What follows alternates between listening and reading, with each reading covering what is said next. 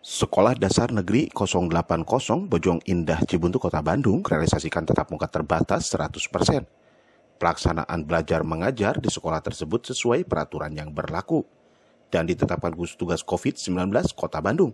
Selain itu, sekolah tetap merealisasikan protokoler kesehatan ketat agar peserta didik wajib memakai masker, cuci tangan, serta menjaga jarak.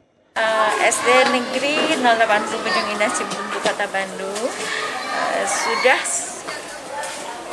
kapasitas siswa sudah 100% ya, untuk PTM ini. Nah, kami tentu saja tetap menghimbau pada anak-anak untuk memperhatikan dan menerapkan protokol kesehatan prokes dengan 5M.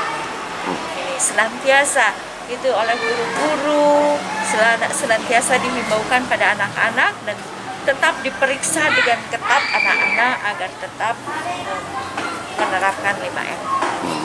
Ya, karena keterbatasan ruangan yang kami miliki dengan hanya memiliki 10 ruangan dengan 23 rombel, kemudian jumlah siswanya 603, jadi kami melakukan PTM dengan cara shifting. Jadi satu hari ini terdiri dari 3 shift karena pada saat ini kan durasi jam belajarnya pun baru maksimal di 3 jam. Baik. Sekarang diusahakan tidak ada daring. Ya. Artinya lepas dari daring ya, Bu ya? Iya. Kecuali perlakuan khusus bagi yang orang tuanya tetap memilih ada luringnya.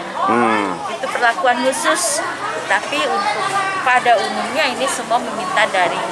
Karena ketika diumumkan pun pada tanggal 8 April bahwa di tanggal 11 hari Senin ya 11 April pembelajaran akan dilaksanakan 100% PTM. Widi Herian mengabarkan, Hadas TV, Kota Bandung, Jawa Barat.